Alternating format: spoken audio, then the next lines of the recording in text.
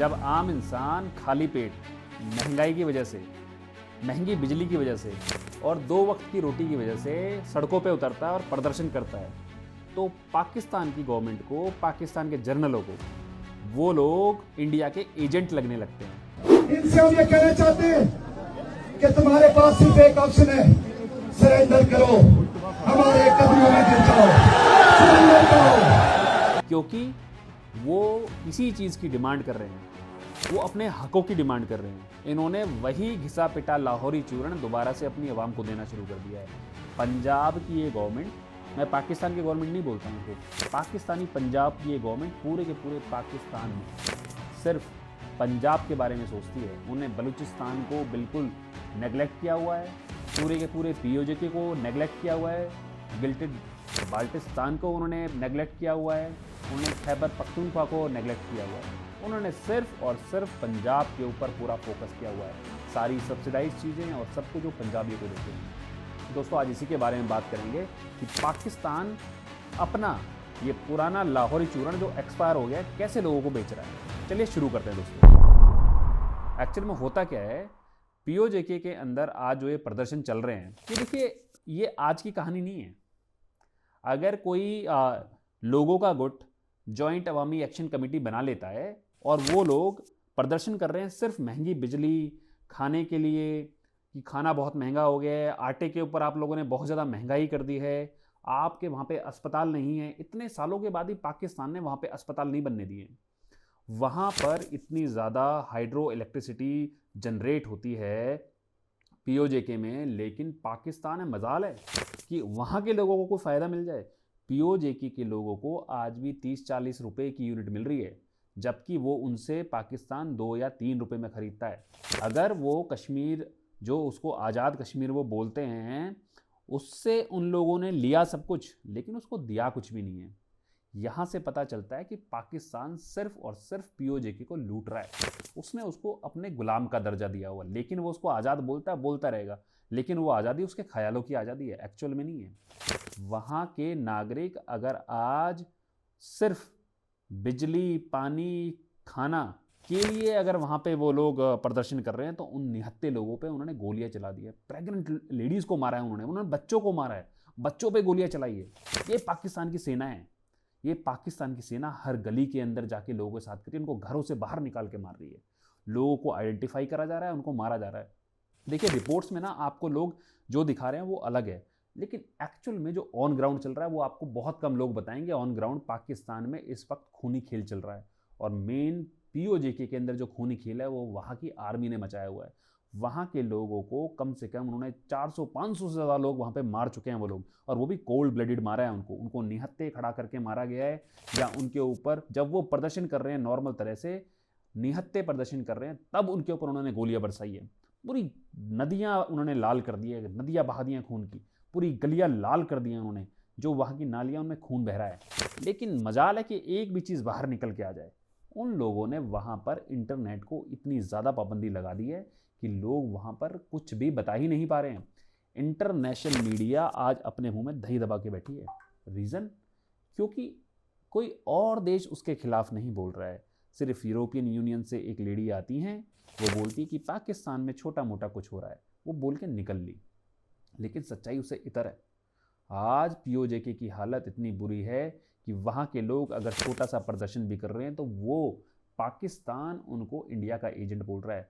PoJK के लोग India के एजेंट नहीं हैं, इंडिया के नागरिक हैं। पाकिस्तान ने इलीगल तरीके से उन लोगों को हत्याया है, उस ज़मीन को हत्याया है, और उसका कुछ एरिया उसने चाइना को दिया है। तो सबसे बड़ी बात कि अगर कोई अपने हक की मांग कर रहा है तो सबसे बड़ा हक है आज़ादी। पाकिस्तान से आज़ादी और भारत में विलय। देखिए, धीरे धीरे देखिएगा, ये जो आवाज़ आज थोड़ी थोड़ी उठी है ना, ये आवाज़ और गहन होती जाएगी और गंभीर होती जाएगी, और ये लोग एक दिन जाके भारत के अंदर आके मिलेंगे। जो इन्होंने इंटरनेट का शटडाउन किया हुआ है, ब्लैकआउट किया हुआ है, वहाँ पे हड़तालें चल रही हैं, ये सारा का सारा खौफ उन्होंने फैलाया हुआ है। पाकिस्तान की फ़ौज का फैलाया हुआ खौफ है वो। और वो सिर्फ पीओजेके में नहीं हो रहा है, आप बलूचिस्तान की हालत देख लो। बलूचिस्तान में सेना ने वहाँ पे, अभी मैंने अपना जो पिछला वीडियो था उसमें भी आपको बताया था, आज ये अपडेट है आपके लिए कि वहाँ पर उन्होंने पूरा का पूरा जो ढांचा है ना सरकार का, पूरा पंगु बना दिया बलूचिस्तानियों ने। वहाँ पर इतनी बुरी तरह से मार रहे हैं उनको, जूतों से मार रहे हैं उनको वो जूते से मारने का मतलब है कि बढ़िया उनकी कार्रवाई चल रही है। वो लोग वहाँ पर अपने वेपन्स को बिल्कुल प्रॉपर तरह से यूटिलाइज़ कर रहे हैं, मिलिट्री टैक्टिक्स यूटिलाइज़ कर रहे हैं, और ये बलूच लोग आज़ाद होकर रहेंगे, आप देख लीजिएगा। और दूसरा जो तहरीक तालिबान है वो बिल्कुल बढ़िया कार्रवाई कर रही है पाकिस्तानियों के। पेशावर में भी 6 जवानों को उन्होंने पहुंचाया है 72 हुरों के पास। हीरा मंडी बहुत जल्दी सिर्फ पंजाब तक सिमटने वाली है। अब आते हैं एक मेन चीज़ पर जिसके लिए आज हमने वीडियो किया था, अफगानिस्तान। अफगानिस्तान में पाकिस्तान ने दोबारा से एयर स्ट्राइक करी। ये एयर स्ट्राइक करने का रीज़न क्या है? पहले पाकिस्तान में जब भी कुछ इंटरनल कॉन्फ्लिक्ट्स होते थे या इंटरनल कुछ ऐसी चीज़ें होती थी तो वो इंडिया वाले बॉर्डर को गर्म कर देते थे। इंडिया वाले बॉर्डर पर चीज़ें ज़्यादा गर्म हो जाती थी तो पूरी पाकिस्तानी अवाम को वो एक चूरण चटाते थे कि देखिए इंडिया आ गया है हमारे यहाँ पर, वो कभी भी हमारे ऊपर अटैक कर सकता है, तो हम सबको इकट्ठा होना है और इकट्ठे होकर लड़ना है, हम सब पाकिस्तानी कौम हैं। अब पाकिस्तानी कौम का वो लाहौरी चूरन चला गया है गटर में। अब लाहौरी चूरन चाटने के लिए तैयार नहीं है कोई भी। अब क्या करा पाकिस्तान ने, उसकी हिम्मत नहीं है ऑपरेशन सिंदूर के बाद भारत के ऊपर कुछ करने की। वो जो उसकी जो एयर बेसिस थी ना, जो ब्रह्मोस वहाँ पे टकराई है, उसके बाद पूरा पाकिस्तान खौफजदा है। और पाकिस्तान के खौफजदा होने के बाद वहाँ की जो सरकार है, वहाँ की जो आर्मी है, उसे पता है कि अगर उन्होंने कुछ भी नापाक हरकत करी इंडिया के खिलाफ तो उनको जवाब ऑपरेशन सिंदूर से भी तगड़ा मिलेगा। तो उसके लिए उन्होंने बहुत आसान टारगेट ढूंढ लिया है, वो है अफगानिस्तान। पाकिस्तान में बलूचिस्तान वाला एरिया, पीओजे और तहरीक तालिबान ने पूरा का पूरा जो उनका नॉर्दर्न एरिया है खैबर पख्तूनख्वा, उसको पूरा डिस्टेबलाइज किया हुआ है। रीज़न उन लोगों की अपनी मांग है और पाकिस्तानी सरकार उसको पूरा नहीं कर पा रही, क्योंकि पाकिस्तान सरकार तो एक काम में लगी है, उनको मीडिएशन करना है ईरान और यूएस के बीच में, जो कि कभी भी कहीं नहीं पहुंचने वाला। इन लोगों ने, पाकिस्तान ने पूरी आवाम का ध्यान भटकाने के लिए दोबारा से डूरेंट लाइन को गर्म कर दिया।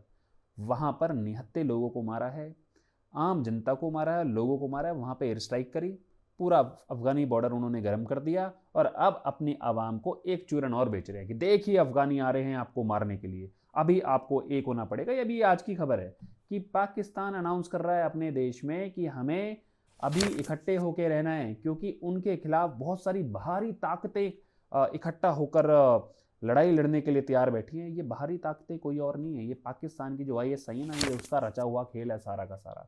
ये लोग कुछ नहीं कर रहे हैं, ये सिर्फ और सिर्फ लाहौरी चूर्ण बेच रहे हैं अपने लोगों को।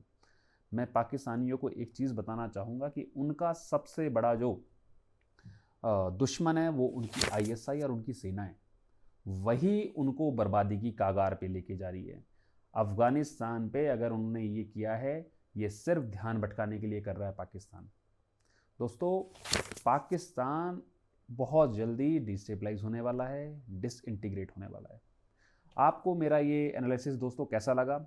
लाइक और सब्सक्राइब पक्का कीजिएगा। दोस्तों, जब आप ये मेरा चैनल लाइक और सब्सक्राइब करते हैं तो मेरा हौसला बढ़ता है। अगर आपका कोई क्वेश्चन है आप पक्का कमेंट बॉक्स में डालिए, मैं उसका जवाब दूंगा, क्योंकि आपका जब ये वीडियो चल रहा होता है, ये एनालिसिस चल रहा होता है, कोई ना कोई क्वेश्चन आपके दिमाग में आता है, तो आप डालिए, उसका मैं जवाब दूंगा। जय हिंद, जय भारत।